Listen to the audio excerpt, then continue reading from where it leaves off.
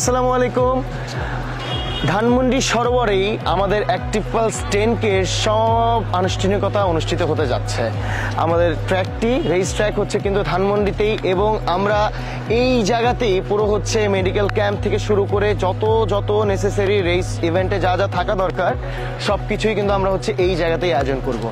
আমাদের এই জায়গায় হচ্ছে স্টেজ হবে যেখানে আমরা 55 জনের বেশি মানুষকে আমরা হচ্ছে পুরস্কৃত করতে যাচ্ছি, এবং আমরা টোটাল রানিং ট্র্যাকটাকে নিরাপত্তা দেওয়ার জন্য আমাদের সাথে হচ্ছে ডিএমপি থাকছে ডেফিনেটলি, এবং আমাদের যে ভলেন্টিয়াররা থাকবে তারা সার্বক্ষণিক আপনাদেরকে সহযোগিতা করার জন্য প্রস্তুত আছে। শুক্রবার অ্যাক্টিভ পালস 10K তে আপনাদের সকলের সাথে দেখা হচ্ছে এই রবীন্দ্র সরোবরে।